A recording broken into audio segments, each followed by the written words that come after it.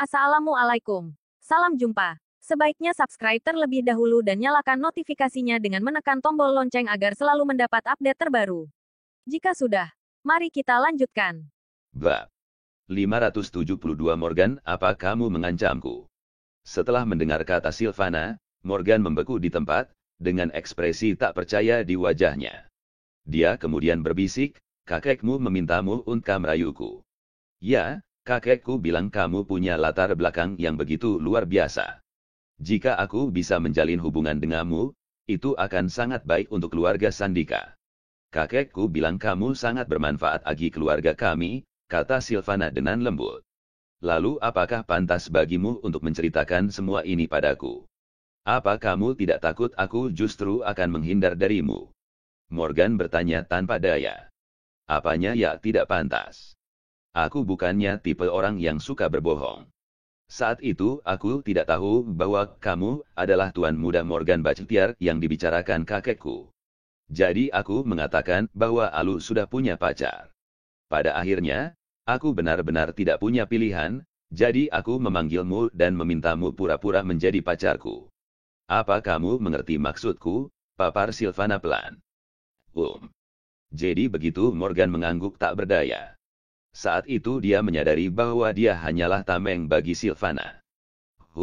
Sepertinya meskipun aku sudah kaya, ternyata aku hanya digunakan sebagai tameng oleh orang lain.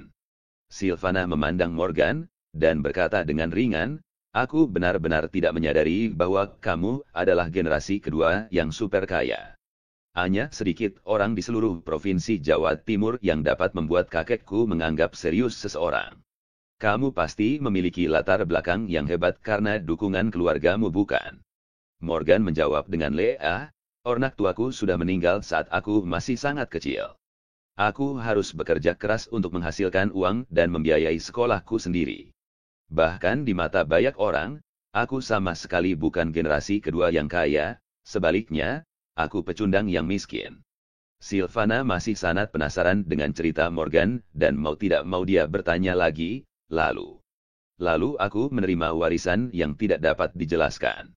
Jumlah uang ini sangat banyak sehingga aku bahkan tidak tahu berapa banyak yang aku miliki. Identitasku juga telah banyak berubah. Beberapa orang yang tahu bahwa aku kaya kemudian mulai berusaha menyenangkan aku.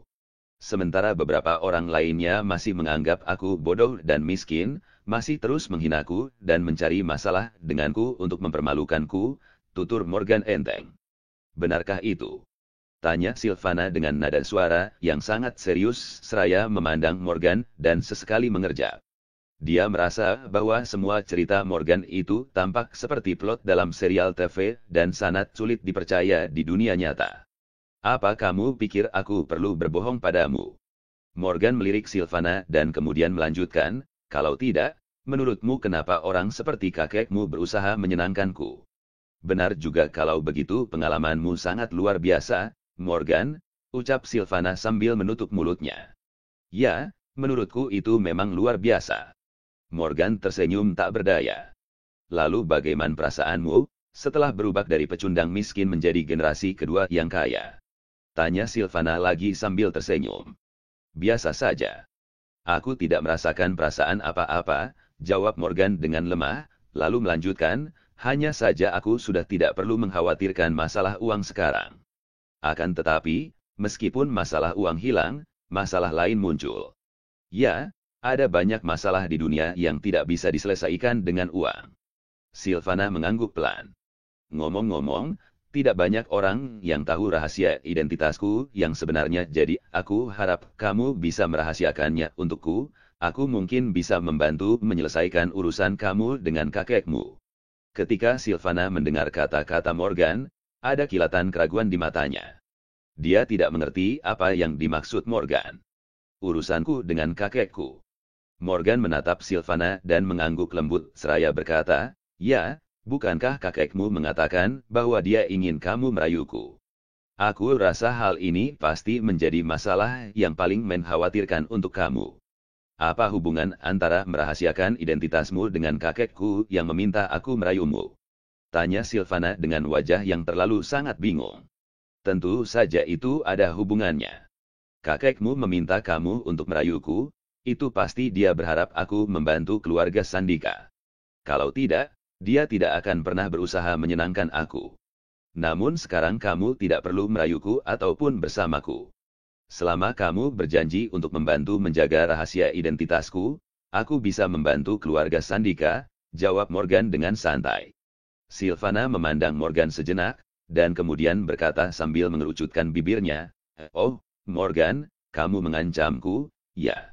Kamu bisa menganggapnya begitu.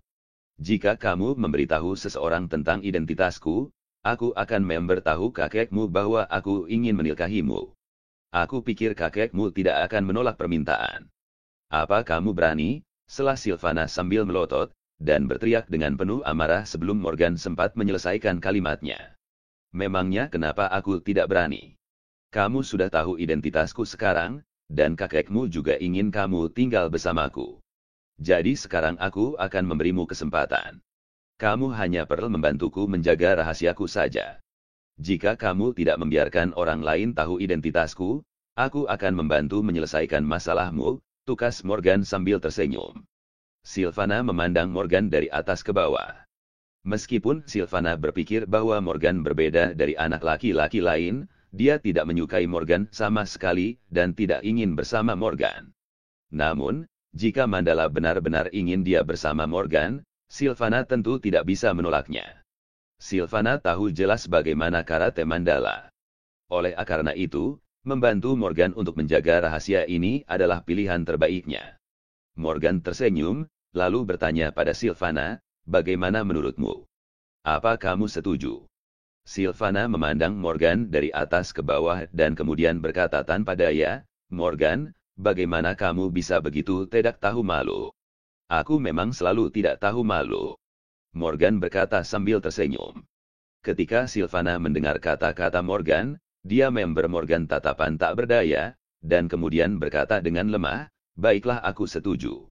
Aku tidak akan memberitahu siapapun tentang identitasmu yang sebenarnya, dan kamu juga harus menyetujui permintaan kakekku. Kamu tidak boleh membiarkan kakekku memaksa aku untuk bersamamu. Apa kamu setuju?" "Ya.